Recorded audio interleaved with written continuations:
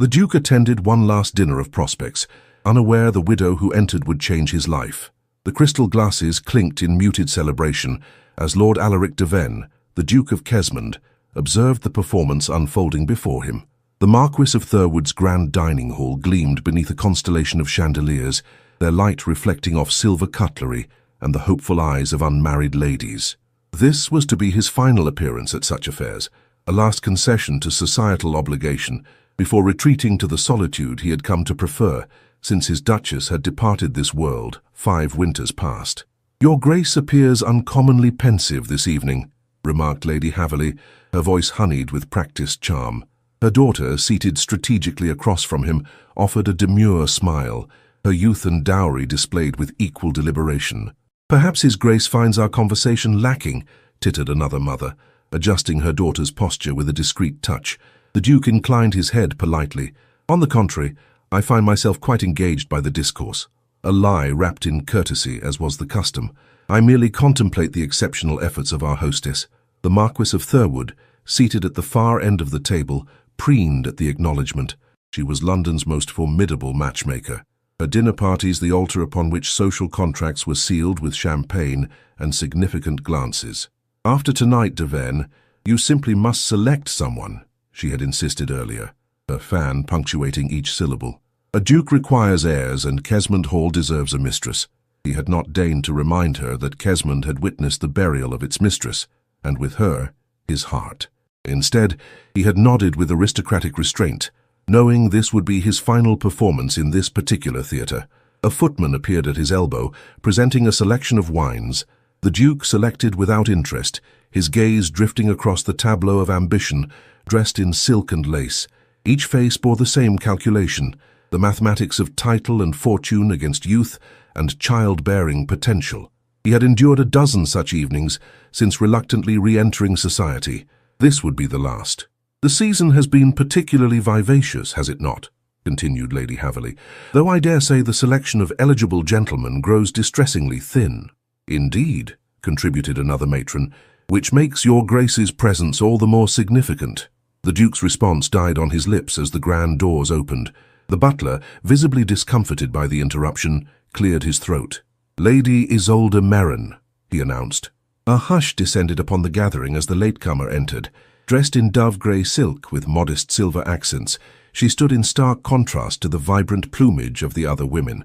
The Marquis's face registered momentary displeasure before arranging itself into a welcoming smile. "Lady Meron, what an unexpected pleasure," she said, gesturing toward an empty seat, deliberately distant from the Duke. "We had not anticipated your attendance." "Forgive my tardiness," replied the newcomer, her voice low and melodious. The weather proved uncooperative. The assembly absorbed her appearance with covert scrutiny. The Duke, however, found himself struck by her composure. Unlike the others, she wore neither the blank innocence of youth nor the predatory vigilance of their chaperones. Her eyes, a shade of green reminiscent of olive groves in Tuscany, held something far more intriguing, serenity born of suffering. "The widow Meron," whispered Lady Haverley to her companion, not quite quietly enough, "lost her husband in that dreadful Channel crossing. Not a farthing to her name, I'm told, save what her father left in trust."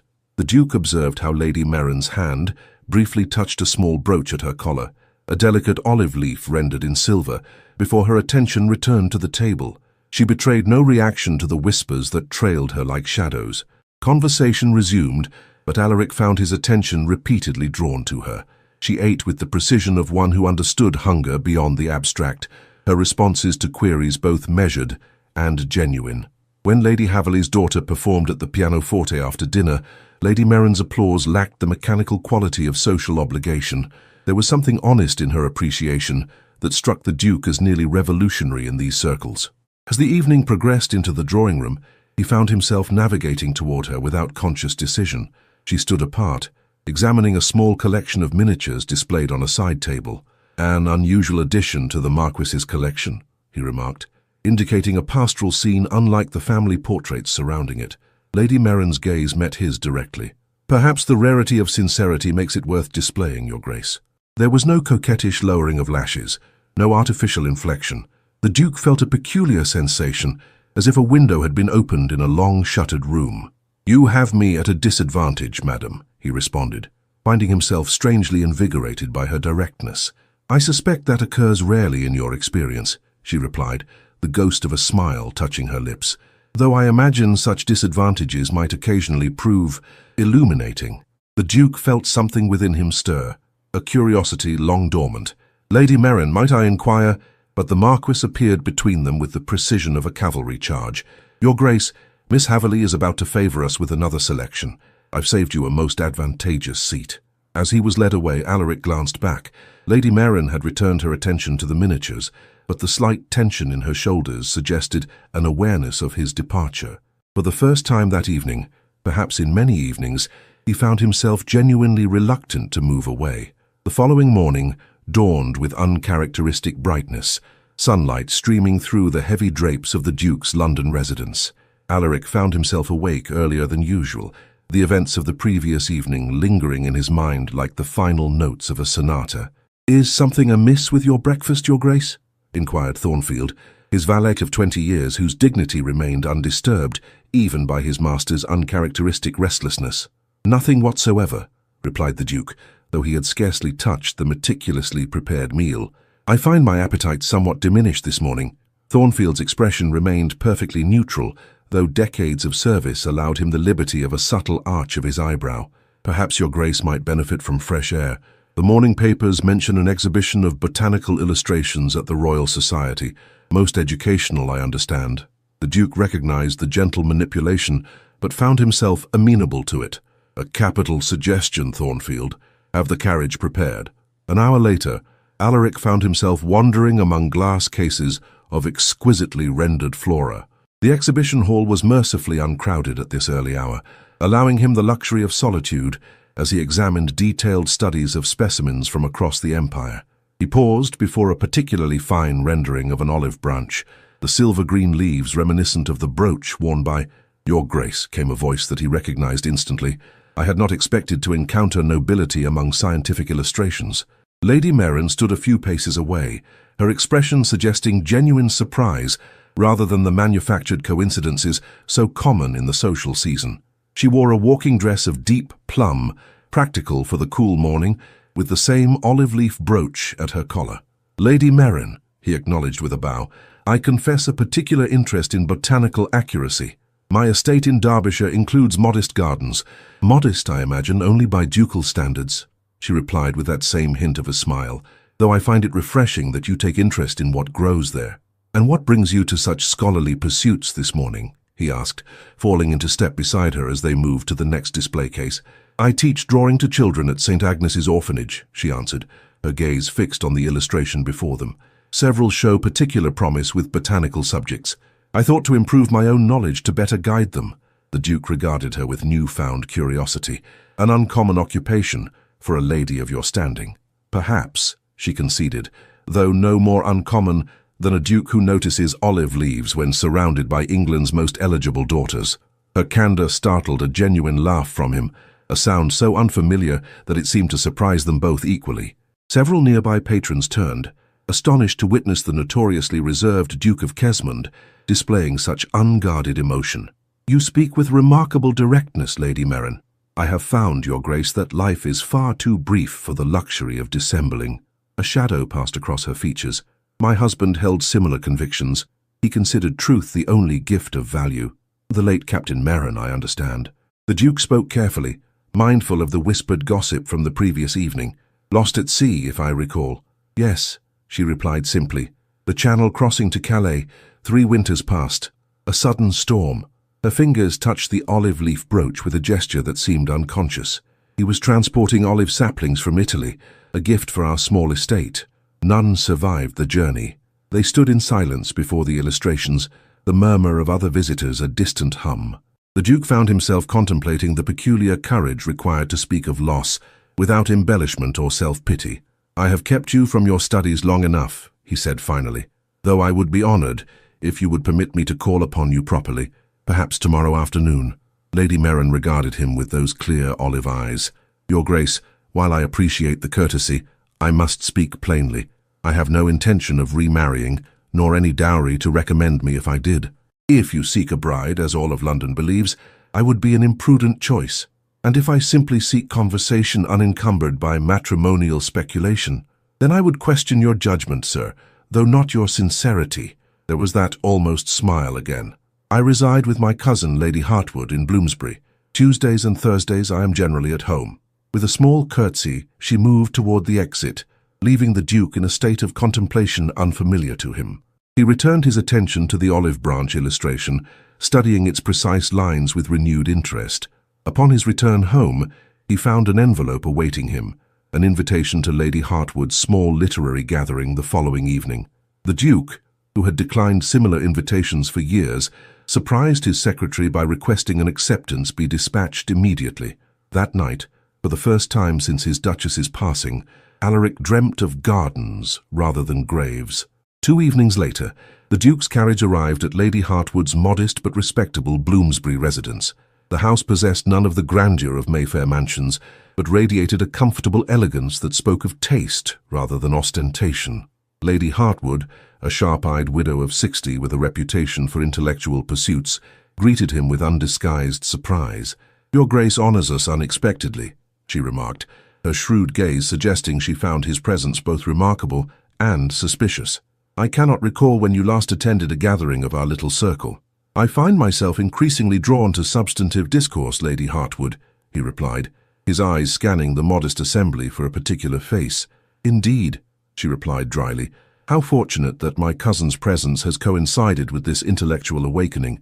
Lady Isolde Merrin stood near the window, engaged in conversation with a distinguished gentleman whom the Duke recognized as Professor Holloway of Oxford, an authority on classical literature.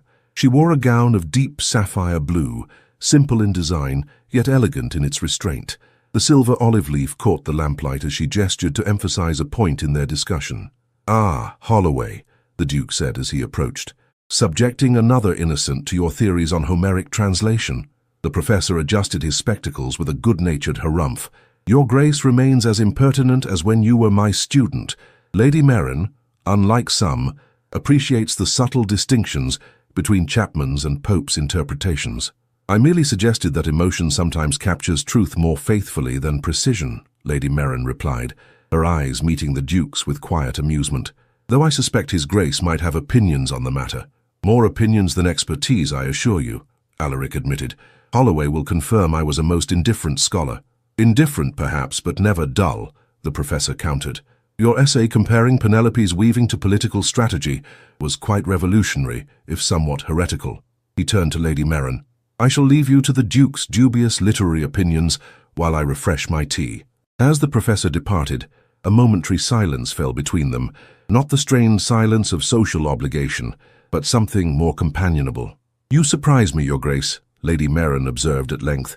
"Few noblemen of my acquaintance would admit to anything less than excellence in their academic pursuits." "I find false expertise tedious, particularly when surrounded by genuine scholars," he replied, "though I admit to curiosity about your interest in classical translation." "My father was a professor of Greek at Cambridge," she explained. "Our home was filled with more books than furniture. Captain Merrin often joked he had married Athena rather than Helen." The Duke smiled. "A wise man, to value wisdom over mere beauty." "He valued truth above all," she corrected gently, "in people as in translation." Their conversation flowed with remarkable ease as the evening progressed, moving from literature to music, from philosophy to the more practical matters of estate management. The Duke found himself describing Kesmond's gardens with unexpected enthusiasm, while Lady Merrin spoke of her work with the orphaned children of St. Agnes's. "They have so little, yet show such resilience," she explained, a warmth entering her voice that transformed her features. "One boy, Thomas, draws birds with extraordinary sensitivity, despite having never held a proper artist's pencil before I brought them." "You've created something meaningful," the Duke observed, "far more so than many who claim greater influence." "It is small work compared to the responsibilities of a dukedom," she demurred. "Size and significance rarely correlate in matters of consequence," he countered. "I manage vast holdings, yet often question what meaning truly resides in such possession." Lady Hartwood approached, eyebrows raised in subtle inquiry. "Your Grace, might I tempt you to join our discussion of Byron's latest? Lord Carmichael insists it represents moral decay rather than poetic innovation." "A tempting battle, Lady Hartwood, but I find I must reluctantly depart." The Duke turned to Lady Merrin.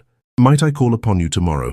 Perhaps you would permit me to contribute some drawing supplies for your promising young artists. That would be most kind, Your Grace, she replied, her expression revealing genuine appreciation rather than calculated gratitude. The children would be delighted.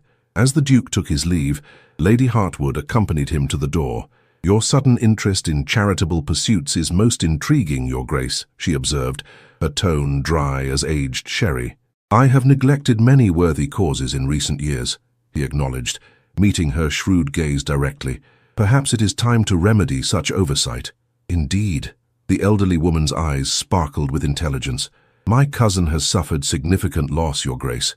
Her work with those children represents healing as much as charity.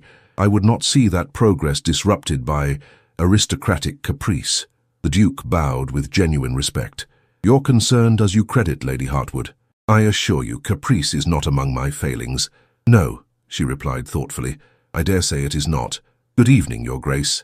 The following afternoon found the Duke's carriage laden with packages as it made its way towards St. Agnes's orphanage in one of London's less fashionable districts.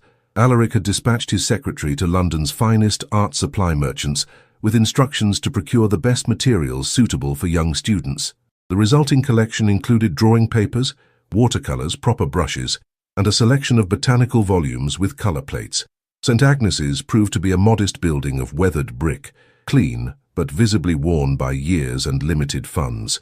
As the Duke descended from his carriage, causing no small stir among the street vendors and residents of the narrow lane, he caught sight of Lady Merrin through an open window, bent in conversation with a small, serious-faced boy who appeared to be explaining something with great intensity.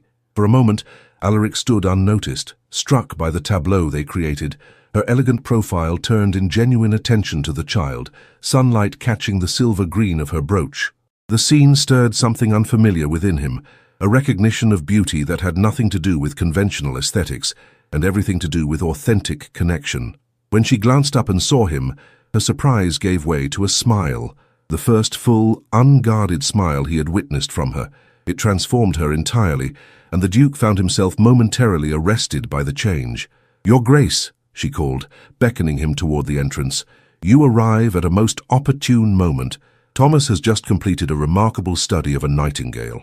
As he entered the modest schoolroom, packages in tow, the Duke of Kesmond stepped into a world far removed from the glittering drawing rooms of Mayfair and felt for the first time in years that he might be exactly where he belonged. The children of St. Agnes's orphanage regarded the Duke with the wary curiosity of those unaccustomed to nobility in their midst. Their small faces, pinched with the premature gravity that hardship bestows, studied him as he might once have examined foreign dignitaries at court. "Your Grace," Lady Merrin addressed him with the hint of a curtsy, though her eyes held a quiet amusement at his evident discomfort. "May I present our aspiring artists?" The Duke nodded solemnly to the assembled children, who ranged from perhaps 5 to 13 years of age. "I understand you have been creating works of considerable merit," he said, his formal tone softening as he spoke. A small girl with a riot of copper curls and a missing front tooth regarded him skeptically. "Are you really a duke?" she inquired, immune to the horrified shushing of the matron who oversaw the orphanage. "I assure you I am," Alaric replied, finding himself oddly refreshed by her directness, "though I confess I have never been particularly skilled at drawing."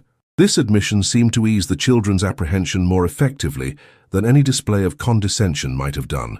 The copper-haired girl, introduced as Lily, nodded with grave understanding. "Some people just haven't the knack," she consoled him, "but you might improve with practice." Lady Merrin's eyes met his over the child's head, alight with suppressed mirth. "His Grace has brought materials that might assist in your artistic development," she explained to her young charges. "Perhaps you might show your gratitude by demonstrating your recent progress." The children needed no further encouragement. Thomas, the serious boy the Duke had observed through the window, solemnly presented his nightingale study. It was rendered with remarkable sensitivity for one so young, capturing not merely the bird's form but something of its essential character. "You have a genuine talent," the Duke told him, and was rewarded with a flush of pleasure across the boy's thin face. "Thomas could be a great natural philosopher one day," Lady Merrin remarked. "He observes with extraordinary patience." The afternoon unfolded in a manner entirely foreign to the Duke's experience. He found himself seated on a bench too small for his frame, surrounded by earnest young artists eager to display their work. Lady Merrin moved among them with natural grace, offering encouragement here, gentle correction there. The light through the tall windows caught the silver threads in her dark hair, creating a momentary halo as she bent to guide a young hand. "You appear remarkably at ease in this environment," the Duke observed, when they found a moment of relative privacy as the children worked on their new papers with absorbed concentration. "These children see the world without pretense," she replied. "After years in society, such honesty feels like drawing a clean breath. I confess I find myself similarly refreshed," he admitted, "though I fear I lack your natural facility with young minds." "They respond to authenticity above all," she said. "Titles impress them far less than genuine interest." As the afternoon light began to wane, the Duke noticed Lady Merrin touch her temple briefly, a gesture quickly concealed but suggestive of discomfort. "You are fatigued," he observed quietly. "A slight headache, nothing of consequence," she demurred, though the pallor beneath her composure suggested otherwise. "Lady Merrin, while I hesitate to presume, my carriage stands ready. Might I offer to convey you to Lady Hartwood's residence? The hour grows late, and these narrow streets—" She regarded him thoughtfully as though weighing something beyond the simple offer of transportation. "Thank you, Your Grace. I would be grateful for the convenience." After bidding farewell to the children, who extracted from the Duke a solemn promise to return with materials for painting birds, they departed. The contrast between the humble orphanage and the opulent interior of his carriage seemed suddenly stark, almost vulgar. "You have created something quite remarkable there," he said, as they navigated London's crowded streets. "They create it themselves," she corrected gently. "I merely provide opportunity. A rare gift, nonetheless." He hesitated, then continued with careful deliberation. "I have been considering the establishment of a school at Kesmond. The children of tenants and staff have little access to education beyond the most rudimentary parish offerings." Her expression brightened with genuine interest. "A most worthy endeavor, Your Grace. Education transforms possibilities in ways charity never can." "Indeed," he agreed, "though I find myself lacking in practical knowledge of such enterprises. I wonder if I might impose upon your expertise." "My modest experience is at your disposal," she replied, then added with that hint of a smile, "though I warn you, my views on education are considered rather progressive in certain circles." "I have found conventional wisdom frequently lacking in wisdom," the Duke responded, surprising himself with his candor. "Progressive views would be most welcome." As the carriage approached Lady Hartwood's residence, a fine mist began to fall, softening the harsh edges of London's architecture. The Duke, acting on instinct rather than calculation, reached across to adjust the carriage blanket over Lady Merrin's lap, a simple gesture of consideration. Their hands briefly met, and though the contact lasted but a moment, Alaric felt a curious warmth spread through him, as though some long-dormant part of himself had stirred to life. "Thank you," she said softly, and he understood she referred to more than the blanket or the ride. "It is I who am grateful," he replied, "for an afternoon of uncommon authenticity." As the carriage drew to a halt, the Duke's groom appeared with an umbrella. Alaric descended first, then offered his hand to assist Lady Merrin. Even through gloves, he was acutely aware of the delicate strength in her fingers. "Good evening, Lady Merrin," he said, bowing formally despite the gentle rain. "Might I call upon you tomorrow? I find myself with several questions regarding educational philosophy." "Until tomorrow, then, Your Grace," she replied, the silver olive leaf at her collar catching the last light of day as she turned toward her cousin's door. That night, as Thornfield assisted him in preparing for bed, the Duke found himself uncharacteristically reflective. "Is something troubling Your Grace?" the valet inquired, noting his master's abstraction. "Not troubling precisely," Alaric responded. "I find myself contemplating the nature of purpose, Thornfield." "A weighty consideration for the evening hours, sir." The Duke smiled faintly. "Indeed, yet perhaps overdue." As he lay in his vast bed, Alaric realized that for the first time in years, his thoughts before sleep were neither of duty nor loss, but of possibility. "Your Grace has been conspicuously absent from Lady Melbourne's soirees," remarked Lord Hatherton, his tone suggesting both curiosity and mild censure as they stood in the hushed sanctuary of White's Club. "Society begins to speculate upon your activities." The Duke of Kesmond regarded his long-time acquaintance with measured patience. Hatherton, while good-hearted, served as an unwavering barometer of social convention. "I have been engaged in matters requiring personal attention," he replied, the deliberate vagueness of his response an invitation to change the subject. Hatherton, however, possessed the tenacity common to those with abundant leisure. "Personal matters involving charitable work in St. Giles, if rumour speaks truth," he persisted, lowering his voice to a confidential murmur. "And in the company of the widow Merrin, no less. Lady Merrin possesses considerable expertise in educational methods," Alaric stated, his tone cooling perceptibly. "Her assistance has proven invaluable in assessing the feasibility of establishing a school at Kesmond." "Ah, a school," Hatherton echoed, relief evident in his expression. "A commendable enterprise indeed. For a moment one feared, that is, certain parties had suggested." He trailed off, discomfited by the Duke's steady gaze. "Suggested what precisely?" Alaric inquired with dangerous politeness. "Nothing of consequence," Hatherton hastened to assure him. "Merely idle speculation regarding the lady's circumstances. Widowed so young with modest means, one knows how vulnerable the heart can be in the face of genuine compassion." The Duke set down his brandy glass with deliberate care. "I trust you speak from general observation, rather than specific knowledge of Lady Merrin's heart," he said quietly. Hatherton blanched slightly. "Of course, Your Grace, I meant no disrespect." "Then none is taken," Alaric replied, though his expression suggested otherwise. "If you'll excuse me, I have a prior engagement." As he departed the club, the Duke found himself uncharacteristically discomposed. Hatherton's insinuations, though clumsily delivered, reflected what would undoubtedly become common speculation. Lady Merrin's reputation, unblemished yet precarious due to her circumstances, could suffer from continued association with him, particularly in settings beyond conventional social gatherings. His carriage conveyed him to Lady Hartwood's residence, where he had been invited for afternoon tea.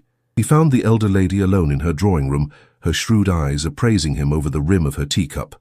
"You appear troubled, Your Grace," she observed without preamble. "Has London society finally offended your sensibilities?" The Duke accepted the offered tea with a wry smile. "London society exists to offend sensibilities, Lady Hartwood. I find myself concerned with more practical matters, such as my cousin's reputation, perhaps." She arched an eyebrow. "Gossip travels with remarkable efficiency, even to unfashionable Bloomsbury. Your perspicacity remains undiminished," he acknowledged. "I had not intended to subject Lady Merrin to scrutiny. Isolde has endured far worse than whispers," Lady Hartwood replied. "After losing Hale, nothing society might conjecture could touch her deeply. Nevertheless, I value her good name as highly as she does." The elderly lady studied him thoughtfully. "Do you indeed, Your Grace? And what else of hers do you value, if I might be so bold?" Before the Duke could formulate a response, the door opened to admit Lady Merrin herself. She wore a walking dress of deep forest green, her cheeks flushed from the brisk spring air, the silver olive leaf catching the light as she moved. "Your Grace," she greeted him with evident surprise. "I had not expected to find you here. Cousin Lavinia failed to mention you would be joining us." "An oversight born of my advancing years, no doubt," Lady Hartwood murmured, her expression suggesting nothing of the sort. "I shall see about more tea." As the elder lady departed with surprising alacrity for one of her years, an uncharacteristic silence fell between the Duke and Lady Merrin. "I trust I find you well?" he inquired at length. "Quite well, thank you." She hesitated, then added, "Though perhaps puzzled by your expression, you seem disquieted." The Duke considered his words carefully. "I have become aware that our collaboration on the school project has not escaped notice in certain circles." "Ah." Understanding crossed her features. "And you fear the inevitable speculation might prove detrimental?" "To your reputation, yes," he confirmed, studying her reaction closely. To his surprise, a smile touched her lips, not the restrained expression he had grown familiar with, but something warmer, tinged with genuine amusement. "Your Grace, while your concern does you credit, I assure you my reputation has weathered far sterner trials than the gossip of idle tongues. You are remarkably sanguine about the matter. I learned long ago the folly of measuring one's worth through the lens of society's approval," she replied. "Those whose opinion I value know my character. Those who would think ill of me upon such slender evidence are welcome to their misconceptions." The Duke found himself both startled and impressed by her equanimity. "Your perspective is refreshingly sensible, if somewhat unorthodox. Captain Merrin believed truth required neither defense nor apology," she said, her fingers touching the olive leaf brooch in that now familiar gesture. "It was among his many unconventional convictions. He sounds a remarkable man." He was. Her expression softened with memory. imperfect as we all are, but possessed of uncommon integrity. And courage, I suspect, to have won your heart. Her eyes met his, clear and direct. Courage, yes. Though perhaps more accurately, the courage to reveal vulnerability. She hesitated, then added with gentle emphasis, a quality not altogether common among men of rank. The Duke felt her words, as one might feel a key turning in a long unused lock. I have found, he said carefully, that vulnerability is more easily avoided than navigated. Yet, avoidance rarely leads to discovery, she countered softly. Lady Hartwood's return with fresh tea interrupted what had become a conversation of unexpected depth. The remainder of the visit passed in more conventional discourse, though the Duke found himself acutely aware of an unspoken understanding that now existed between himself and Lady Merrin, a recognition of shared insight that transcended social pleasantries. As he prepared to take his leave, the Duke addressed Lady Hartwood with formal courtesy. I wonder if I might prevail upon your generosity, madam. The Royal Botanical Gardens have mounted an exhibition of Mediterranean specimens, including several varieties of olive. Given Lady Merrin's interest in botanical subjects, perhaps you would permit me to escort you both to view the collection tomorrow afternoon. The elderly lady's eyes twinkled with undisguised amusement. Alas, Your Grace, my rheumatism prevents me from contemplating such an excursion. However, I see no impropriety in Isolde attending with you, provided you take my companion, Mrs. Winters, as chaperone. Your consideration is most appreciated, the Duke replied, bowing over her hand. When he turned to Lady Merrin, he found her regarding him with that quiet, thoughtful gaze that had come to fascinate him. Until tomorrow, then, he said. Until tomorrow, Your Grace, she echoed, and something in her tone suggested that they spoke of possibilities beyond a mere botanical exhibition. The Royal Botanical Gardens glowed with spring's gentle insistence, each path bordered by nature's most exquisite compositions. Lady Merrin walked beside the Duke with unhurried grace, while Mrs. Winters, Lady Hartwood's companion and designated chaperone, maintained a discreet distance that balanced propriety with privacy. I confess a particular fondness for gardens in this season, the Duke remarked, as they paused before a display of Mediterranean flora. There is something profoundly hopeful in the emergence of new growth after winter's severity. Hope resides in renewal, Lady Merrin agreed, her gaze drawn to a small olive sapling, its silver-green leaves catching the filtered sunlight, though I find equal beauty in the persistence of evergreens through the darkest months. The Duke observed her profile as she studied the plant, struck by the quiet composure that seemed her natural state. The olive is particularly tenacious, he noted, capable of surviving conditions that would destroy less resilient species. Indeed, her fingers brushed her brooch in that now familiar gesture. Captain Merrin once told me that in ancient Greece, the olive was sacred to Athena, symbol of peace, wisdom, and resurrection.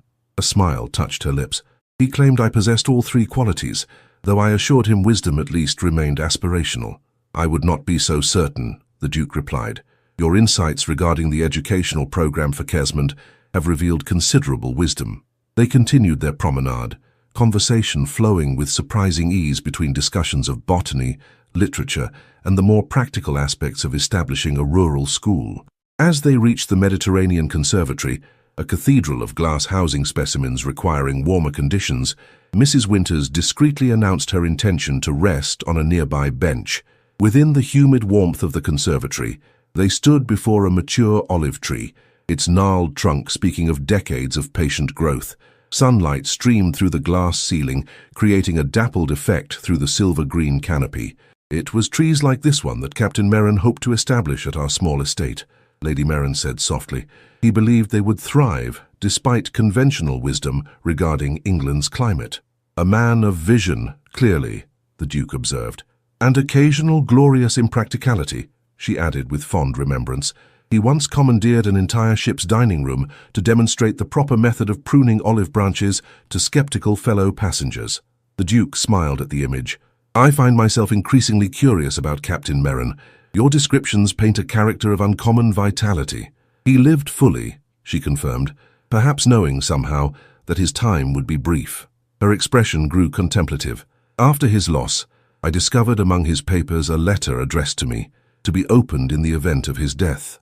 Among his final thoughts was concern that grief might lead me to withdraw from life's possibilities. She turned to face the Duke directly, her olive eyes clear and steady.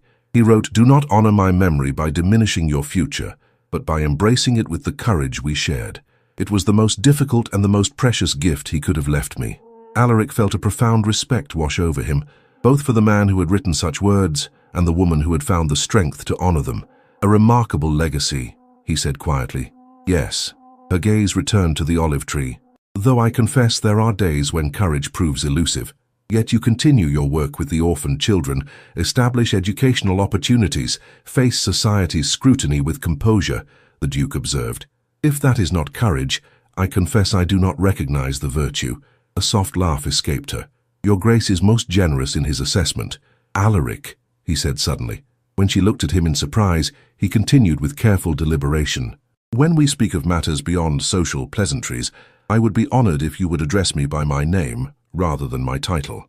She studied him for a long moment, as though seeing past the carefully constructed facade of ducal authority to the man beneath. "Alaric," she repeated softly, the name a gentle experiment on her lips. "And I am Isolde." Something shifted between them in that moment, a small but significant alteration in the careful balance they had maintained.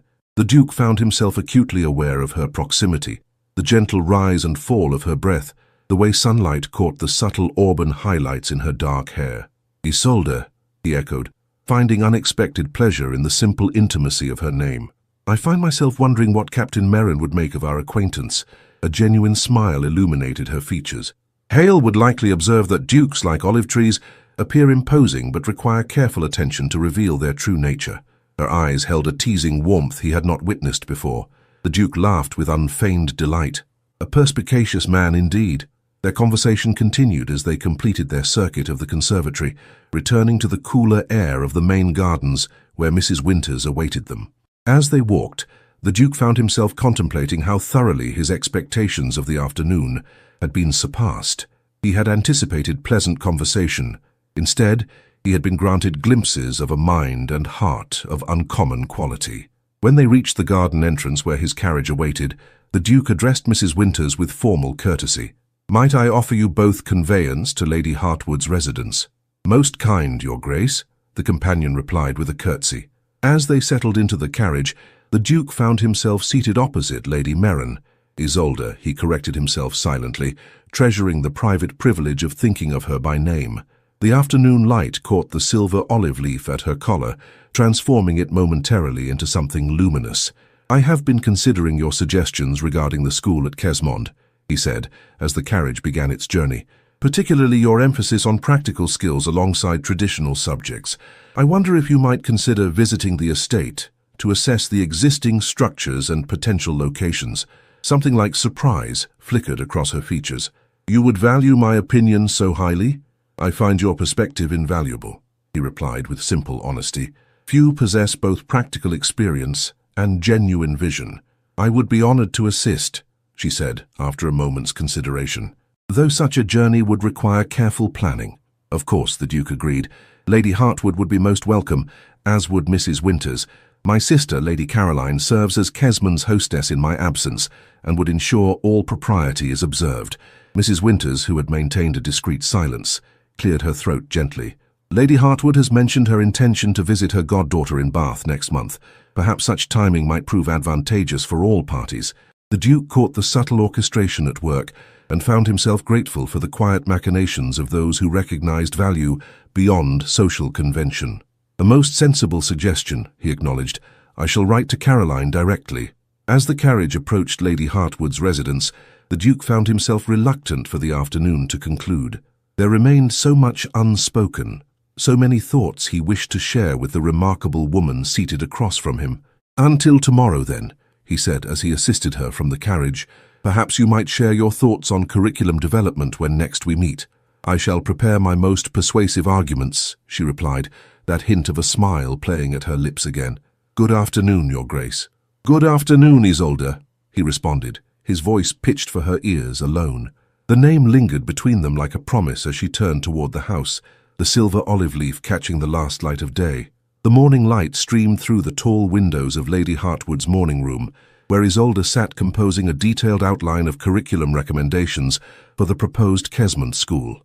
Her methodical hand moved steadily across the page, pausing occasionally as she considered the most effective approach to rural education. So absorbed was she in her task that the arrival of a messenger went unnoticed until her cousin entered, letter in hand. "From Kesmond House," Lady Hartwood announced, her sharp eyes studying Isolde's expression as she extended the sealed paper, delivered with particular emphasis on urgency. The missive bore the Duke's personal seal, not the formal ducal crest, but the smaller signet he used for private correspondence. Isolde broke the seal with steady fingers, though her pulse quickened despite her composure. "Lady Caroline extends a formal invitation to visit Kesmond," she explained, as she scanned the elegant script. "The Duke's sister suggests the first week of next month would prove most convenient, coinciding with your planned journey to Bath." "How remarkably fortuitous," Lady Hartwood remarked dryly. "One might almost suspect coordination." "Cousin Lavinia," Isolde admonished with gentle reproof, though a smile touched her lips, "you know perfectly well the suggestion originated with Mrs. Winters, who appears to have appointed herself architect of convenient timing." "Winters has always possessed a practical mind," the elder lady conceded, "though I wonder if she fully comprehends what she orchestrates." Isolde set the letter aside, her expression growing thoughtful. "If you object to the arrangement, I shall decline." "Object? At my age? My dear, I have witnessed enough of life to recognize its rare opportunities." Lady Hartwood settled into a chair opposite Isolde, her shrewd gaze softening slightly. "The question is not my approval, but your intentions.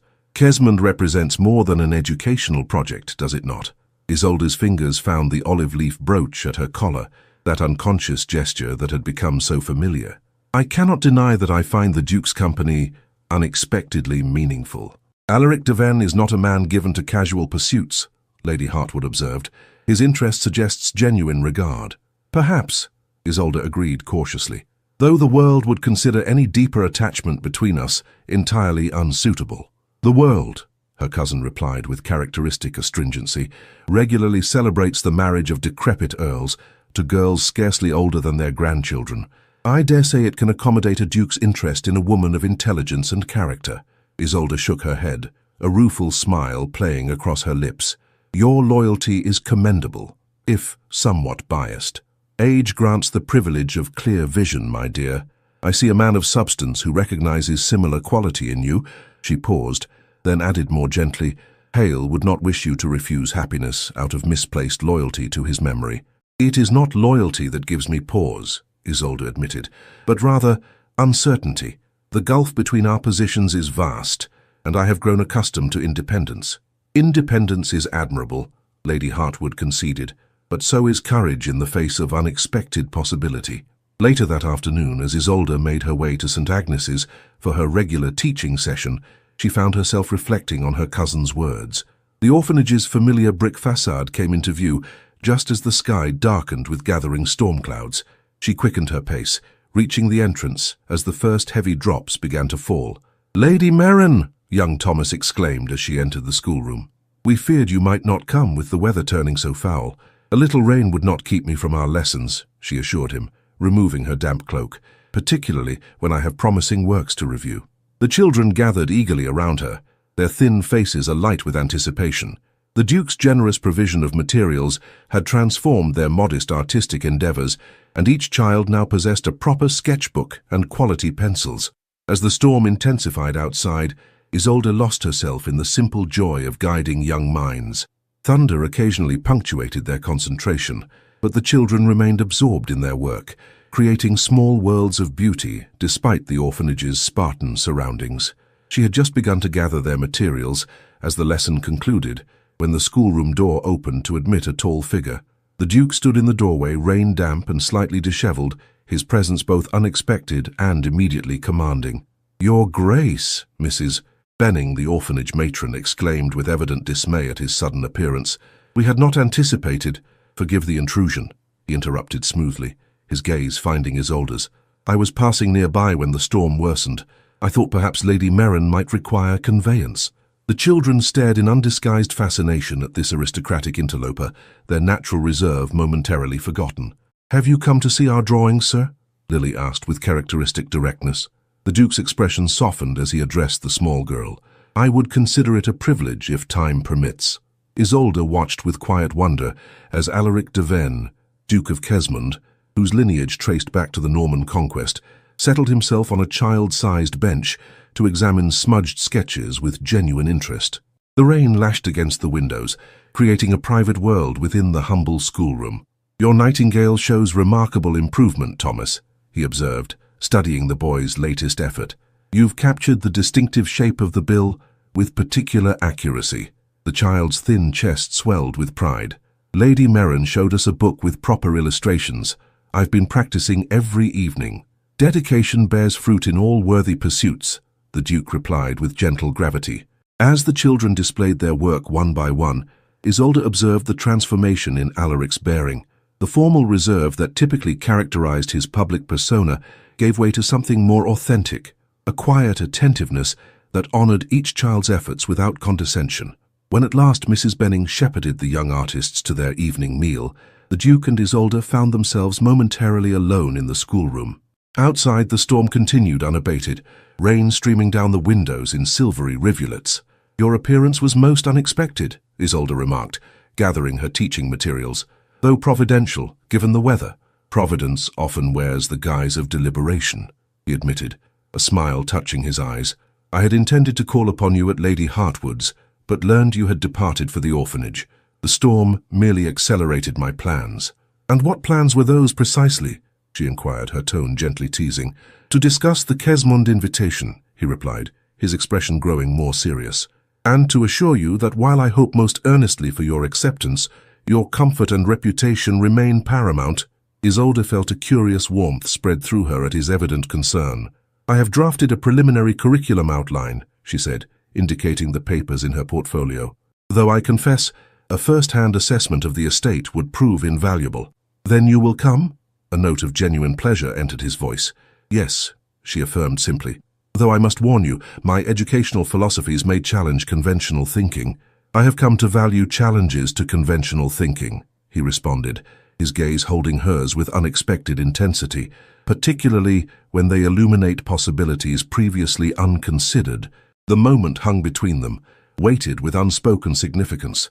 Then, with careful deliberation, the Duke extended his hand to her. "The rain has slackened somewhat. My carriage awaits." As they departed the orphanage, protected from the diminishing rain by the Duke's large umbrella, Isolde found herself acutely conscious of his proximity. The evening air had cooled with the storm, carrying the cleansed scent of rain-washed stone and distant flowering trees. "I received correspondence from my sister this morning," the Duke remarked as they settled into the carriage. "Caroline expresses particular interest in meeting you. She has managed Kesmond's charitable endeavors since our parents' passing and shares your commitment to educational opportunity." "I look forward to making her acquaintance," Isolde replied. "Does she reside permanently at Kesmond?" "She divides her time between the estate and London, where her husband, Lord Ellsworth, maintains parliamentary duties," he explained. "Their marriage has proven a rare example of genuine compatibility, despite its conventional arrangement." As the carriage navigated the rain-slicked streets, their conversation continued with the easy flow that had come to characterize their interactions. Upon reaching Lady Hartwood's residence, the Duke descended first, then offered his hand to assist Isolde. "Until tomorrow, then," he said, retaining her gloved hand a moment longer than strictly necessary. "I shall call upon you in the afternoon, if convenient." "Most convenient," she confirmed, finding herself reluctant to withdraw her hand from his. As she ascended the steps to her cousin's door, Isolde felt his gaze upon her, attentive, appreciative, and filled with possibilities that both exhilarated and disquieted her carefully ordered existence. Kesmond Hall emerged from the morning mist like an aristocratic dream, its Elizabethan facade graceful yet imposing, its formal gardens extending into meticulously maintained parkland. The journey from London had occupied the better part of 2 days, requiring an overnight stay at a coaching inn, where the Duke had arranged private accommodations for the ladies with scrupulous attention to propriety. Now, as the carriage approached the main entrance, Isolde felt a curious mixture of anticipation and trepidation. The estate's grandeur spoke eloquently of centuries of privilege and power, a world far removed from her modest circumstances. "You appear pensive, my dear," Mrs. Winters observed, her practical nature having proven a comfortable presence throughout the journey. "Merely taking the measure of our destination," Isolde replied. though in truth she found herself measuring the distance between her life and that represented by Kesmund's stately presence. The carriage drew to a halt before the entrance, where a dignified complement of staff awaited their arrival. At their center stood a woman whose bearing immediately proclaimed her identity, the same aristocratic posture as her brother, though softened by feminine grace. "Lady Caroline, I presume," Isolde murmured as the Duke handed her from the carriage. "My sister," he confirmed with a slight smile, prepared to pass judgment with remarkable efficiency. Lady Caroline Ellsworth advanced to greet them, her keen eyes missing nothing as she assessed her brother's guests. "Lady Merrin, Mrs. Winters, welcome to Kesmund," she said, her voice cultured and warm. "I trust your journey proved comfortable." "Exceedingly so, Lady Ellsworth," Isolde responded. "Your brother ensured every consideration." "Alaric excels at consideration when properly motivated," Lady Caroline remarked with a sidelong glance at her brother that contained both affection and subtle inquiry. "Please, come inside. Refreshment awaits, and I imagine you would welcome the opportunity to rest before dinner." The entrance hall soared 2 stories above them, its oak paneling and family portraits creating an atmosphere of historical continuity. Footmen moved with practiced efficiency, directing servants to convey luggage to the prepared chambers, while the housekeeper herself stepped forward to greet the visitors. "Mrs. Winters, you'll be situated in the blue suite," Lady Caroline explained. "Lady Merrin, I've placed you in the garden wing. The rooms offer a charming view of the rose garden and the lake beyond." "Most thoughtful," Isolde acknowledged, though she found herself momentarily overwhelmed by the casual grandeur surrounding her. Kesmund's scale made Hartwood House appear positively modest by comparison. As they followed Lady Caroline through the main hall toward the east wing, Isolde became aware of the Duke watching her with careful attention, as though gauging her reaction to his ancestral home. She offered him a small, reassuring smile, determined that her discomfort should not diminish the significance of his invitation. The chamber assigned to her proved both elegant and unexpectedly welcoming. Tall windows overlooked formal gardens that gave way to more natural landscaping, culminating in a silvery glimpse of the lake. Fresh flowers, not hothouse varieties, but seasonal blooms from the estate's gardens, filled a crystal vase on the writing desk. "I trust you'll find everything to your satisfaction," Lady Caroline said. "My maid, Fletcher, will attend you. Dinner is served at 7. Perhaps you might join me for tea in the small drawing room at 4. After Lady Caroline departed, Isolde moved to the window, gazing out at the verdant expanse of Kesmund. The contrast between this world and her own modest circumstances had never been more apparent. Yet it was not envy that filled her, but rather a profound awareness of the responsibility such privilege entailed, and a growing admiration for the manner in which the Duke appeared to approach that responsibility. Later, refreshed and changed into an afternoon gown of deep blue silk, among the finer pieces in her limited wardrobe, Isolde made her way to the small drawing room. She found Lady Caroline already present, elegant in dove grey with a single strand of pearls at her throat. "Ah, Lady Merrin," she greeted, setting aside a letter she had been perusing. "Precisely punctual, a quality I have always admired." "A naval captain's wife learns the value of time," Isolde replied with a smile as she took the offered seat. Lady Caroline studied her with undisguised interest as she poured the tea. "My brother speaks highly of your educational expertise," she observed, passing a delicate porcelain cup. "I confess myself curious about your approach to the proposed school. Education should extend beyond mere literacy," Isolde explained, warming to a subject dear to her heart, particularly in rural communities, where practical knowledge holds equal importance to academic understanding. Their conversation deepened as they discovered shared views on female education and the importance of providing genuine opportunity rather than mere charity. Lady Caroline's initial reserve gradually softened into something approaching genuine regard. "You are not what I expected," she admitted at length, setting aside her empty cup. "May I inquire what you did expect?" Isolde asked, her direct gaze meeting the other woman's. Lady Caroline's lips curved in a smile remarkably like her brother's. "Someone more calculated, perhaps. My brother's position naturally attracts those with agendas beyond themselves. I assure you, Lady Ellsworth, my only agenda is educational reform," Isolde replied, "though I value your brother's friendship immensely." "Friendship," Lady Caroline repeated thoughtfully, "a rare commodity in our circles, particularly between men and women." She hesitated, then added with deliberate care, "My brother has known profound loss, Lady Merrin. The late Duchess's passing left wounds that time has not entirely healed. Grief respects neither rank nor circumstance, Isolde observed quietly. It is perhaps the most democratic of human experiences. Something in Lady Caroline's expression shifted at these words, a subtle softening, an acknowledgement of shared understanding. Indeed, she agreed, though some bear its weight with greater grace than others. Their tête-à-tête was interrupted by the Duke's arrival. He entered with the relaxed demeanour of a man at home, though Isolde noted the subtle alertness in his gaze as it moved between his sister and herself. "I trust Caroline has been a gracious hostess," he remarked, his tone light but his eyes questioning. "Impeccably so," Isolde assured him. "We have discovered considerable common ground regarding educational philosophy." "How fortunate," he replied, the subtle tension in his shoulders easing. "I had hoped you might find each other congenial." "Your Lady Meren possesses both intelligence and principle, Alaric," Lady Caroline observed, her emphasis on the possessive pronoun, delicate but unmistakable. "Qualities worthy of cultivation." The Duke's expression revealed nothing, though a faint colour touched his cheekbones. "I had planned to show Lady Meren the Eastfields tomorrow," he said, smoothly redirecting the conversation. "The old tithe barn might prove suitable for conversion to a schoolhouse." "An excellent suggestion," his sister agreed, "though perhaps this evening after dinner you might show her the library. I understand Lady Meren shares your interest in botanical texts." As the three continued their conversation, moving easily between practical matters concerning the estate and broader social questions, Isolde found herself drawn ever deeper into the private world of Kesmond.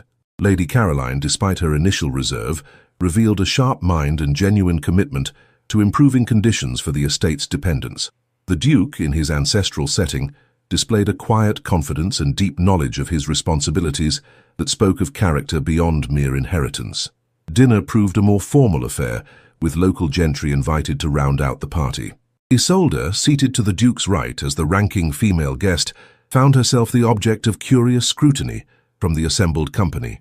The vicar's wife, Mrs. Thornhill, proved particularly determined to ascertain the precise nature of her connection to Kesmond. "How fortunate that your educational expertise should come to His Grace's attention," she remarked with practiced casualness.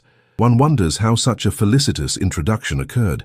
Before Isolde could formulate a suitably vague response, the Duke intervened smoothly. "Lady Meren's reputation in educational circles preceded her," he stated, his tone discouraging further inquiry. "Her work with St. Agnes's orphanage has proven particularly noteworthy." "How charitable," Mrs. Thornhill replied, her emphasis suggesting something rather less complimentary. Lady Caroline, observing from her position at the opposite end of the table, deftly redirected the conversation toward the upcoming village fair, a safer topic that engaged the local dignitaries while relieving Isolde of unwelcome attention. Later, as promised, the Duke escorted Isolde to Kesmond's famed library, a magnificent two-story chamber whose collection had been assembled over centuries. "This is extraordinary," she breathed, gazing up at the gallery that encircled the main floor, its shelves laden with leather-bound volumes reaching toward the coffered ceiling. "My grandfather's particular passion," the Duke explained, watching her reaction with evident pleasure. "Though I have made my own contributions, particularly in natural sciences and agricultural improvement," he guided her toward a large table where several volumes lay open, botanical texts, she realized, specifically focused on Mediterranean species, and prominently displayed among them a detailed treatise on olive cultivation. "You have been researching olive trees," she observed, touching one of the detailed illustrations with gentle fingers. "I find myself increasingly interested in their cultivation requirements," he acknowledged, "particularly in relation to England's climate." The significance of this quiet admission was not lost on Isolde. She raised her eyes to his, finding there an expression of such earnest inquiry that it touched her deeply.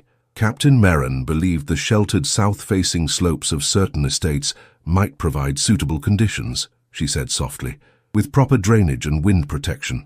"Kesmond possesses several such locations," the Duke replied, his voice equally quiet, "including a walled garden near the lake that has remained uncultivated since my mother's passing." The moment stretched between them, waited with possibility. Then, with careful deliberation, the Duke reached across the table to where her hand rested beside the open book. His fingers brushed hers, a touch so light yet so profound that Isolde felt it like a current through her entire being.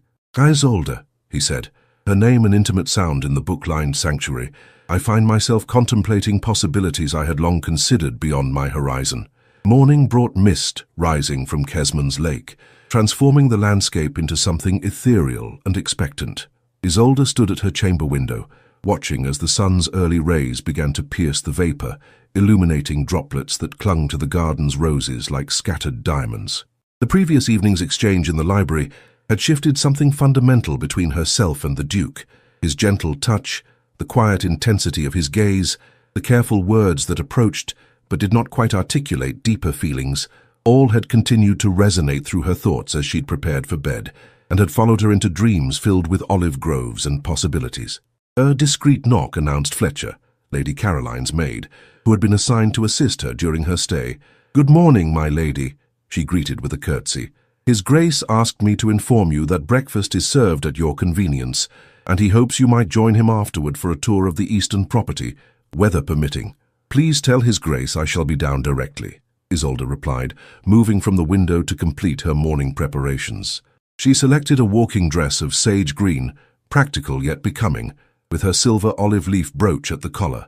As Fletcher arranged her hair in a simple but elegant style, Isolde found herself contemplating the unusual position in which she now found herself, a guest of honor at one of England's great houses, consulting on matters of educational reform, and increasingly drawn to its master in ways that transcended professional collaboration. Breakfast was served in a morning room whose tall windows overlooked the formal gardens. Lady Caroline was already present, reviewing correspondence with efficient concentration. "Good morning, Lady Merrin," she greeted, setting aside her letters. "I trust you slept well." "Exceedingly so," Isolde confirmed. "Kesmond possesses a remarkable tranquility, one of its chief virtues," Lady Caroline agreed, "though I confess London's diversions occasionally tempt me from rural serenity." They conversed companionably as Isolde partook of the excellent breakfast. The Duke's sister, having apparently satisfied herself as to Isolde's character and intentions, had adopted a more sisterly manner that suggested cautious approval. "Ah, Alaric," Lady Caroline remarked as her brother entered the morning room, "I was just telling Lady Merrin of your plans to show her the potential school site." The Duke appeared particularly vital this morning, his tall figure enhanced by country attire that suggested active purpose rather than mere aristocratic leisure. "If the weather and your inclination permit," he said, addressing Isolde with a smile that held private meaning. "The mist is burning off rapidly. I have come prepared for country exploration," Isolde assured him, indicating her practical ensemble. After breakfast concluded, they set out on foot, following a gravel path that wound through the formal gardens before transitioning to a more natural landscape. The Duke walked beside her with easy grace, occasionally indicating points of interest across the estate's expansive vista. "The tenant farms begin beyond that stand of elms," he explained. 12 families whose children would be the primary beneficiaries of our proposed school." "How many children?" Isolde inquired, her mind already calculating practical requirements. 27 at present, ranging from 4 to 12 years of age," he replied. "Though several families in the village proper have expressed interest as well, which would add perhaps 15 more. Their path led them across a stone bridge spanning a stream that fed into the main lake. Beyond lay meadows where sheep grazed in peaceful contentment, their soft bleating carried on the morning breeze. "This reminds me of Dorset," Isolde remarked, pausing to admire the pastoral scene. "My father's parish was surrounded by similar countryside." "You were raised in Dorset, then?" the Duke inquired, his interest evident. "I had understood your early years were spent in Cambridge. After my mother's passing, I was sent to my maternal grandparents in Cambridge," she explained. "My father believed a scholar's household would provide greater advantages than a rural vicarage." "And did it?" "In terms of education, certainly," she acknowledged, "though I missed the freedom of country life. Cambridge was all stone and propriety." Their conversation continued as they walked, exchanging fragments of personal history that gradually assembled a more complete understanding of each other's formation. The Duke spoke of his father's stern expectations and his mother's gentler influence. Isolde described her grandfather's library and her grandmother's quiet insistence that a woman's mind deserved cultivation equal to a man's. At length, they reached their destination, a substantial stone building set on a gentle rise overlooking the surrounding countryside. The former tithe barn retained its medieval bones, though its original purpose had long since been superseded by more modern agricultural arrangements. "The structure remains sound," the Duke explained, as they entered through massive oak doors. "The roof was replaced during my father's time and the foundations are excellent." Isolde moved through the spacious interior, a practical eye assessing its potential. Sunlight streamed through high windows, illuminating dust motes that danced in the still air. The space possessed a quiet dignity, a sense of purpose that transcended its utilitarian origins. "It's perfect," she declared, turning to face the Duke with genuine enthusiasm. "The proportions would allow for proper separation of age groups, and the light is exceptional. With proper flooring, heating, and appropriate furnishings, I had hoped you would approve," he replied, his expression warming at her evident pleasure. "I've taken the liberty of having preliminary sketches prepared by the estate carpenter." He produced a leather portfolio from a wooden chest near the entrance, spreading the drawings on a rough trestle table that stood nearby. Isolde bent over them with keen interest, noting the thoughtful arrangements that incorporated many of the principles she had discussed in her curriculum outline. "How you've given this considerable thought," she observed, looking up to find him watching her with that same quiet intensity she had glimpsed in the library. "I find myself increasingly invested in possibilities," he replied, the simple statement laden with meaning that extended beyond architectural plans. Their eyes held for a long moment, the dust-filled sunlight creating a private world around them. Then, with deliberate care, the Duke reached across the drawings to touch her hand. "Isolde," he began, his voice deepening with emotion, "I must speak plainly. My interest in educational reform, while genuine, has become inextricably linked with my regard for you." She felt her heart quicken, though she maintained her outward composure. "Such honesty deserves equal candor," she responded softly. "My presence at Kesmond is motivated by more than professional consultation." A smile of rare brilliance transformed his features, a private expression she had glimpsed only in unguarded moments. "Then we find ourselves in a state of mutual regard." "So it would appear," she agreed, allowing her fingers to curl around his in acknowledgement. "I had not expected," he began, then paused, seeming to search for words adequate to the moment. "After Eleanor's death, I believed certain chambers of my heart permanently sealed." "Grief has its own geography," Isolde said gently. "Its borders shift with time, though the territory remains." "You understand," he observed, his expression reflecting wonder and relief in equal measure. "Few do." "I have walked similar landscapes," she reminded him, thinking of her olive leaf brooch and all it represented. "Though our paths differed." The Duke lifted her hand to his lips in a gesture of profound respect. "I would know where our paths might lead, if traveled together." Before she could respond, the sound of approaching horses intruded upon their private moment. The Duke released her hand reluctantly, moving toward the open doorway with subtle protectiveness. "Lord Ellsworth," he identified, surprise evident in his tone. "Caroline did not mention he planned to join us at Kesmond." Isolde composed herself, smoothing her skirts and taking a steadying breath as a distinguished gentleman dismounted in the yard outside. Lord Ellsworth, Lady Caroline's husband and a man of considerable political influence, entered the barn with the confidence of long familiarity. "Davin," he greeted, then, noting Isolde's presence, added with a formal bow, "Your servant, madam. I must beg your pardon for the interruption." "Lady Merrin, may I present my brother-in-law, Lord Ellsworth?" the Duke said, his manner resuming its customary formality. "Ellsworth, Lady Isolde Merrin, who consults on our educational initiative." "Lady Caroline mentioned your project," Lord Ellsworth acknowledged, "a commendable endeavour."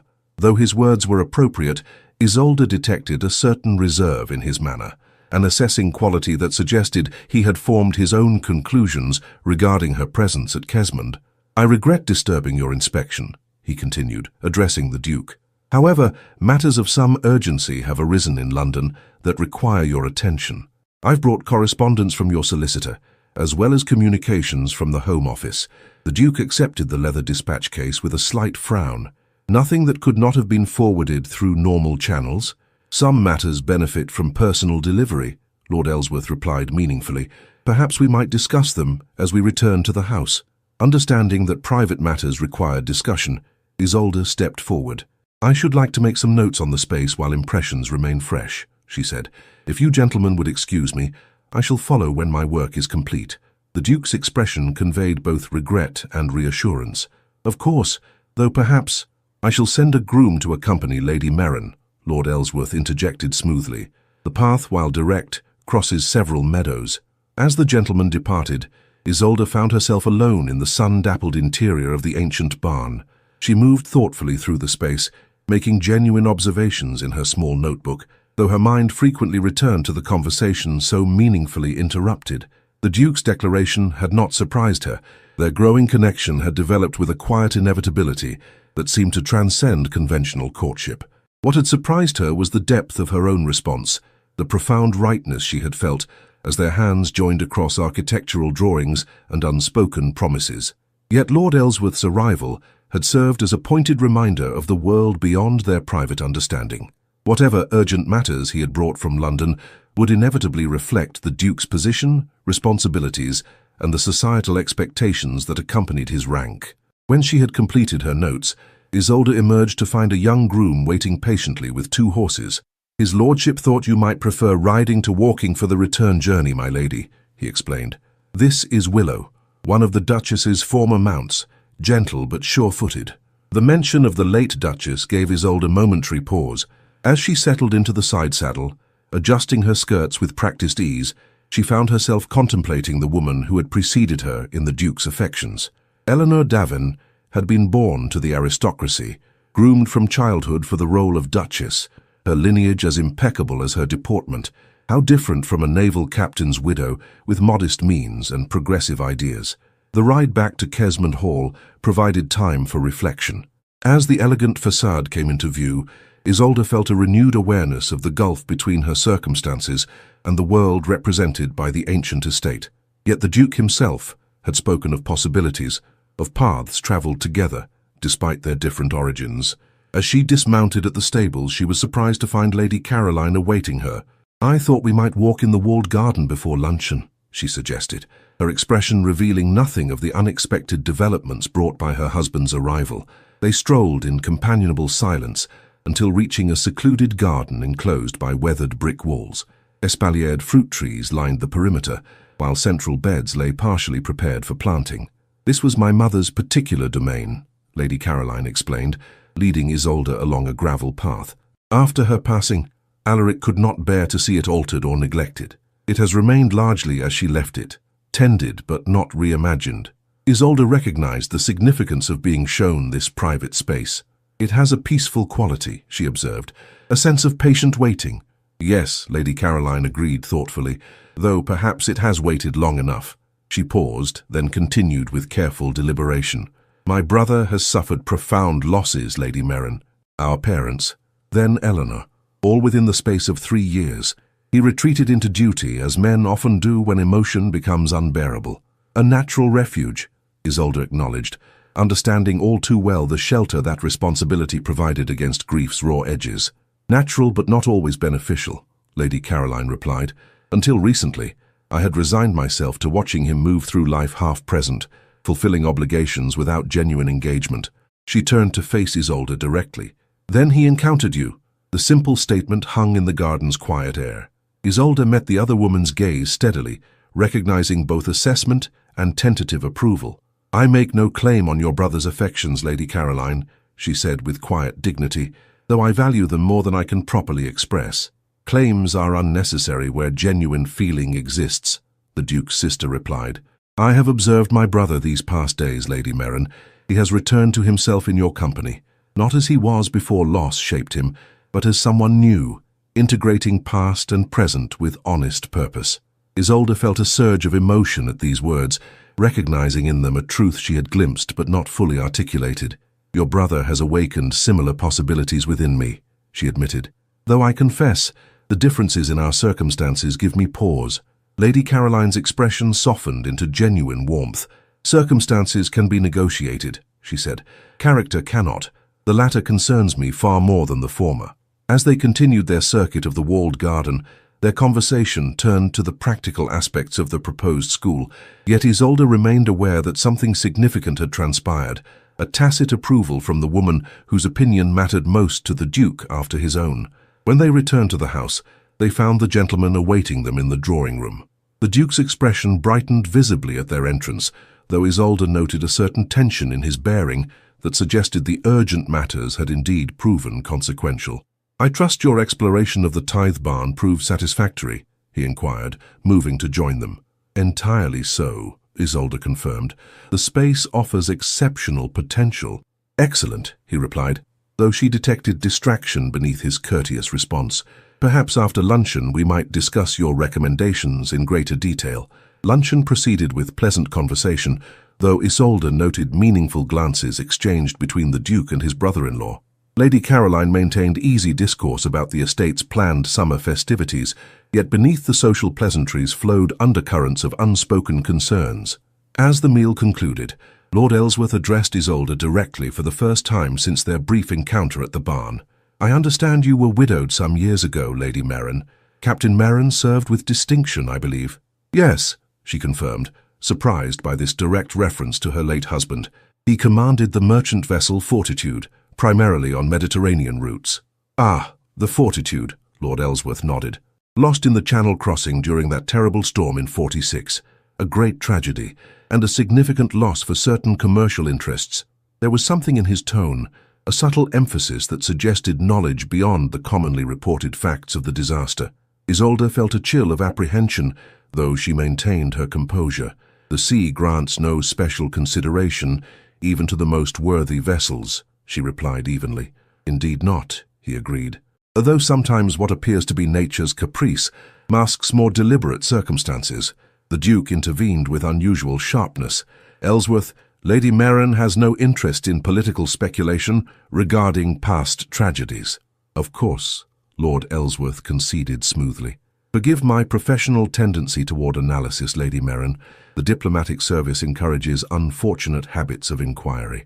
The exchange left Isolde with a distinct sense of unease. Lord Ellsworth's pointed reference to deliberate circumstances suggested knowledge of aspects surrounding the Fortitude's loss that she herself did not possess.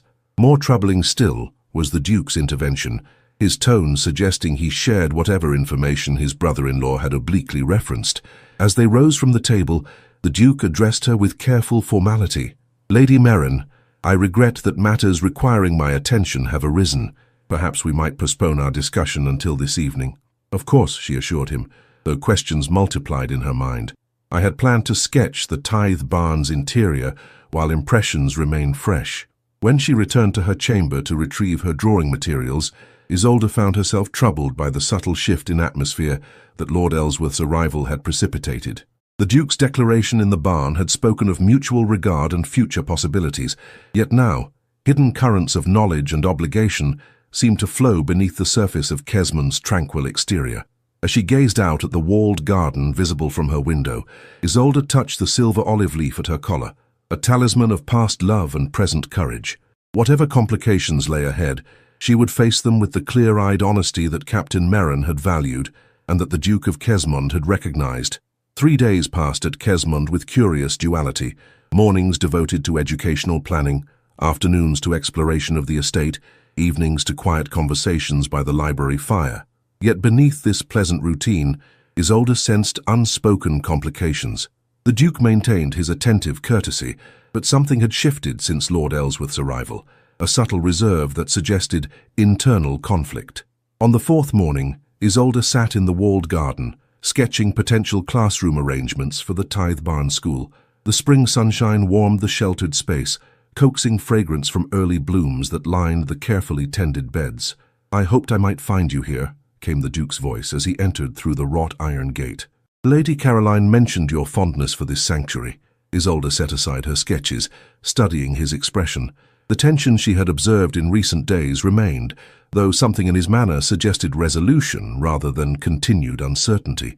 "It possesses remarkable tranquility," she replied. "I find clarity comes more easily in such surroundings." "Then perhaps it is an appropriate setting for what I must say," he remarked, settling beside her on the stone bench. For a moment, he gazed at the awakening garden, gathering thoughts as carefully as one might gather rare blooms. "Lord Ellsworth's arrival was not coincidental," he began at length. "He brought information regarding a matter that has occupied certain government offices for some years, a matter connected, I regret to say, with the loss of the Fortitude." Isolde felt a chill despite the morning warmth. "I don't understand." "The official inquiry concluded that the vessel was lost due to the Channel storm," the Duke continued carefully, "but documents recently deciphered suggest another possibility, that the ship may have been deliberately scuttled." "Impossible," Isolde whispered, shock rendering her momentarily speechless. Hale would never— Not by Captain Merrin's hand, the Duke clarified quickly. The evidence suggests sabotage by parties unknown, targeting not the vessel itself, but specific cargo. The olive saplings, Isolde's brow furrowed in confusion. They held no value beyond sentimental significance. Not the olive saplings, he replied gently, but rather what was concealed among them. Diplomatic correspondence from the Ottoman court to certain sympathetic British officials. Correspondence that, had it reached its destination, might have altered England's position in the Eastern question. Isolde's mind reeled. Hale knew nothing of diplomatic pouches. He transported agricultural specimens for a private collector, Lord Blackwood's Mediterranean acquisitions. Lord Blackwood's involvement is precisely what has drawn the Home Office's attention, the Duke explained. His movements during that period have retroactively raised concerns, particularly given his subsequent disappearance from public life. Are you suggesting— Isolde began, unable to complete the thought that formed like ice in her mind. I suggest nothing, he assured her. I merely share what has been conveyed to me as a member of the House of Lords, with particular interest in the matter. Particular interest, Isolde repeated, sudden understanding dawning. Because of me, the Duke met her gaze directly. Because the widow of Captain Merrin now sits in my library, walks my gardens, and has claimed a place in my heart that I had thought permanently emptied. Despite the gravity of their discussion, Isolde felt warmth spread through her at this quiet declaration. Yet questions multiplied, demanding voice.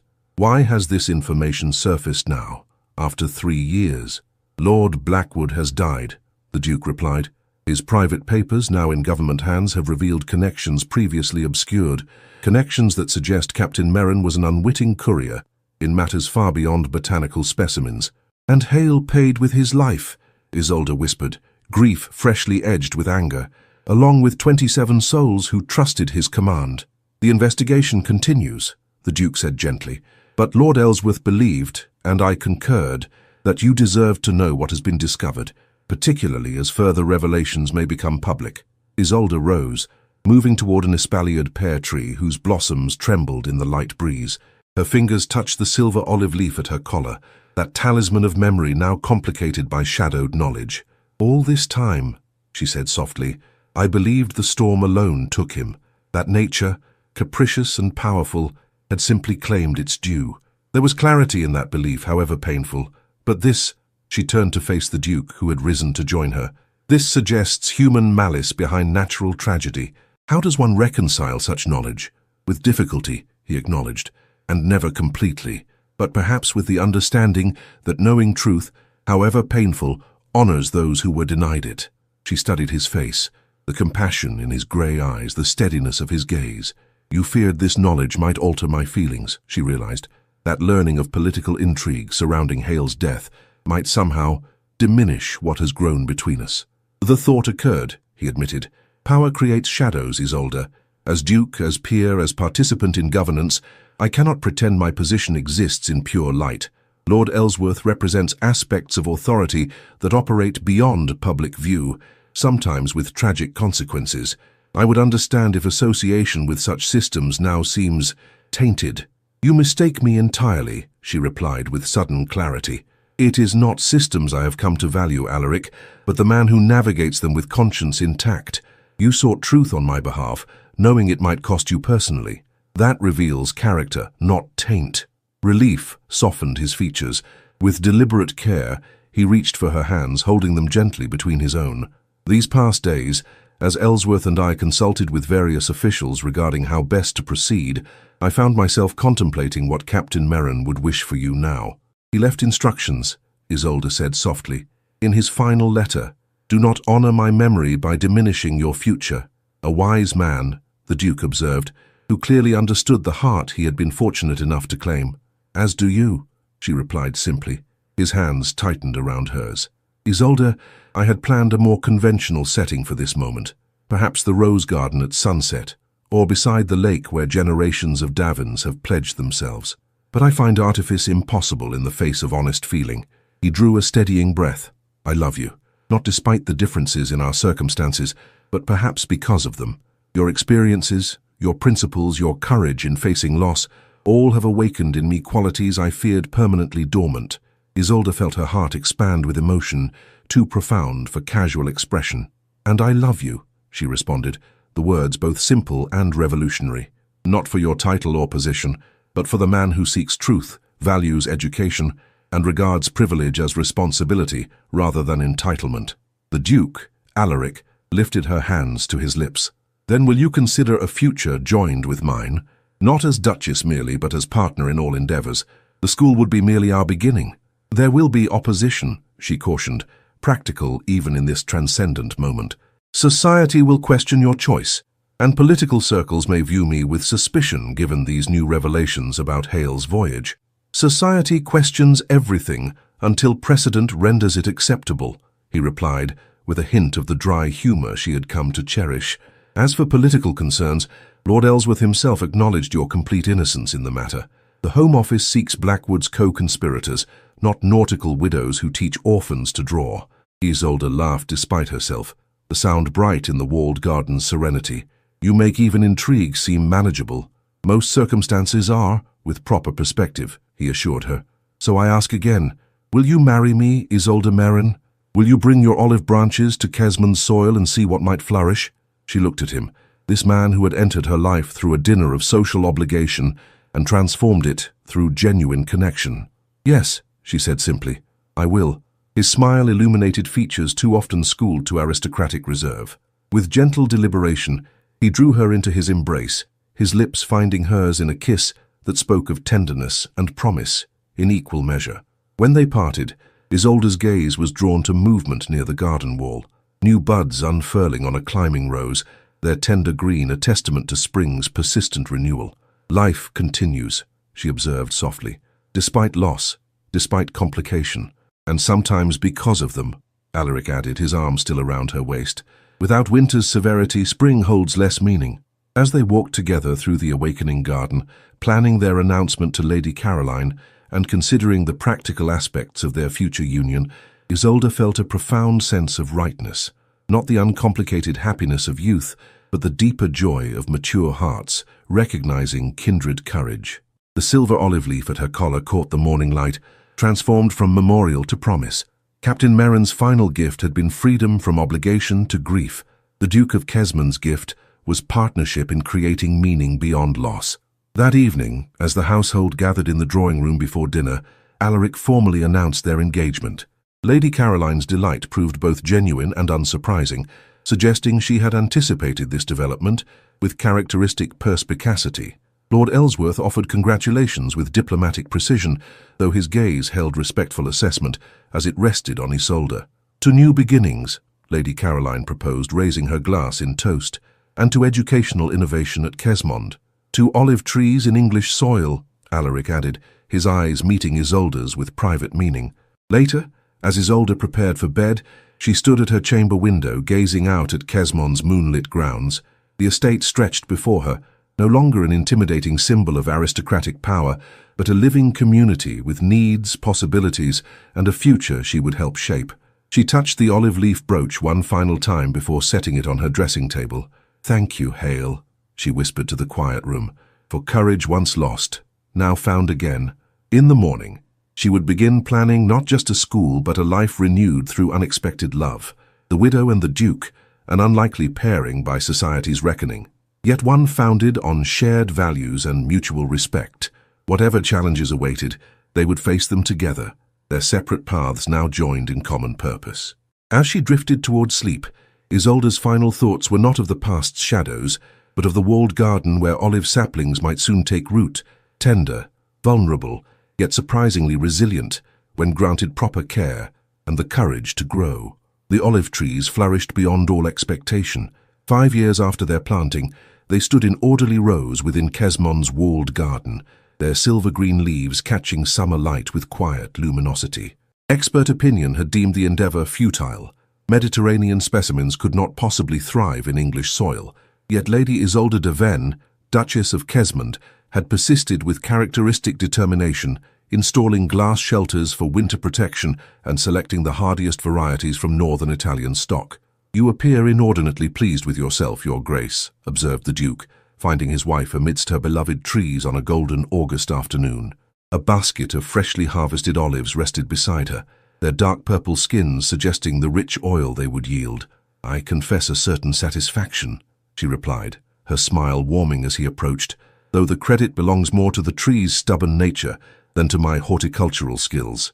"Stubbornness," he remarked, kissing her hand with formal courtliness that belied the intimate humor in his eyes, "appears to be a quality I have learned to value most profoundly." Isolde laughed, the sound drawing answering giggles from the small figure partially hidden behind an olive trunk. "You may emerge from your inadequate concealment, young lady," she called. "Your father has discovered our sanctuary." Lady Margaret Davin, aged 4 and possessed of her mother's direct gaze and her father's determined chin, stepped into view with the dignity of one caught but unrepentant. "We were conducting a botanical investigation," she announced, using the precise vocabulary that had become her hallmark. "Mama says these olives are almost ready for pressing." "Indeed they are," the Duke confirmed, lifting his daughter into his arms with practiced ease. "And I believe your brother has been searching for you with some urgency. Something about promised assistance with his rock collection." Margaret's expression shifted to one of sudden recollection. "I forgot James and the rocks. Mama, may I be excused from botanical duties?" "You may," Isolde agreed gravely, "though I expect a full report on limestone varieties at dinner." As their daughter ran toward the garden gate, copper curls bouncing in the sunlight, the Duke settled beside his wife on the stone bench that had witnessed their engagement 5 years earlier. "She grows more like you each day," he observed, "precise in speech, determined in purpose, and entirely captivating, while James embodies your thoughtful reserve," Isolde added, thinking of their 6-year-old son whose serious nature masked a gentle sensitivity, though his passion for geological specimens suggests scientific inclinations neither of us claim. "The next generation improves upon its predecessors," Alaric remarked, his hand finding hers with the easy familiarity of established intimacy, as evidenced by this morning's reports from Kesmond School. The school had exceeded even Isolde's ambitious vision. What began as a modest educational experiment in the converted tithe barn had evolved into a model frequently cited in parliamentary debates on rural education reform.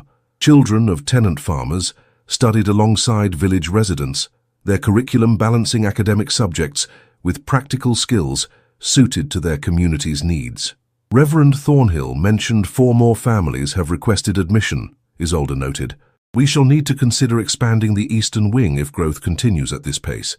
"A pleasant difficulty," the Duke observed, "and one that validates your educational philosophy rather conclusively." They sat in companionable silence for a moment, surveying the olive grove that had become both symbol and substance of their shared life.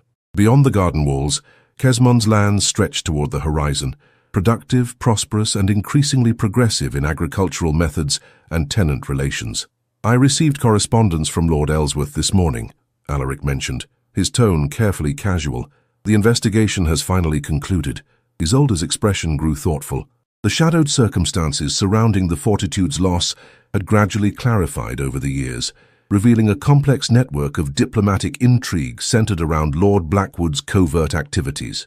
"Have they identified the actual saboteurs?" "2 men formerly employed in Blackwood's service," the Duke confirmed, both now deceased, but their confessions were secured before their passing. "The official record will acknowledge that Captain Merrin and his crew were innocent victims of political machinations entirely beyond their knowledge." "After all this time," Isolde said softly, her fingers touching the silver olive leaf brooch she now wore only on significant occasions. "How curious that justice arrives when its absence no longer consumes me."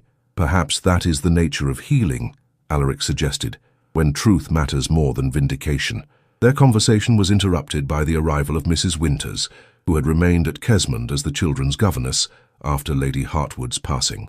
"Your Grace," she addressed the Duchess with the formal address she maintained, despite years of familiar service, "Lady Caroline has arrived with the Earl, and young Lord Ellsworth appears most eager to show Master James his new microscope." "We shall come directly," Isolde assured her, gathering her basket of olives. As Mrs. Winters departed, she turned to her husband with a smile that still quickened his pulse after 5 years of marriage. "I believe we are required for aunt and nephew duties." The Duke rose, offering his arm with courtly grace. "Duty calls most pleasantly these days." As they walked through the walled garden toward the house, they passed the small grove of fruit trees where stone benches had been installed for the school children's outdoor lessons. The space had become a favorite gathering place during summer sessions, with young scholars sketching botanical specimens under the same trees where their duchess had once taught orphans in London. "Do you ever wonder," Alaric asked, as they paused to admire a particularly fine apricot tree, "what might have transpired had I declined the Marquis of Thurwood's dinner invitation that evening?" "Frequently," Isolde admitted, "though I suspect Providence occasionally employs social obligation as its instrument." "A most unexpected instrument," he agreed, his expression softening as he regarded her, "yet one for which I remain profoundly grateful." The Duke and Duchess of Kesmond continued toward their home, where family awaited and responsibilities beckoned, not the hollow obligations of rank, but the meaningful duties of chosen purpose.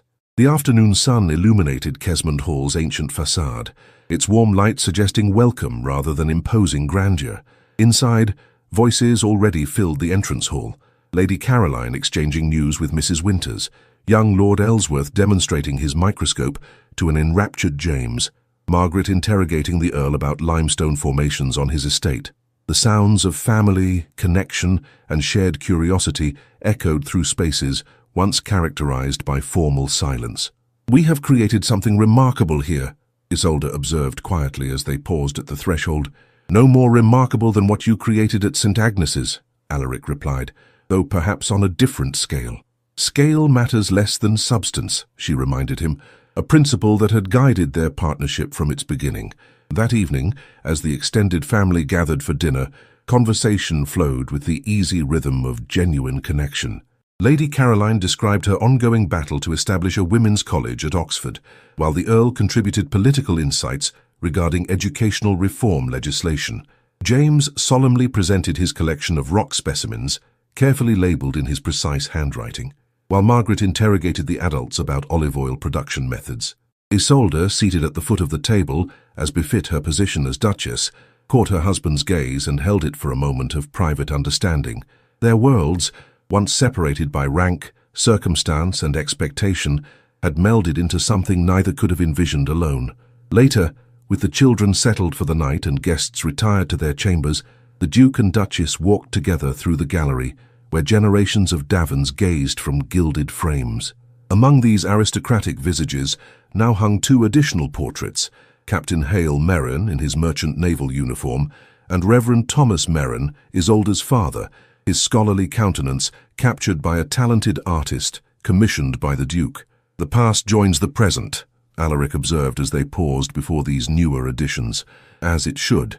Creating space for the future," Isolde added, thinking of James and Margaret, who would one day walk this same gallery, understanding their heritage as a convergence of different worlds, united by shared values. In the Duke's study, where they often spent evening hours in companionable work, a small olive sapling grew in a ceramic pot, propagated from their garden's first successful tree.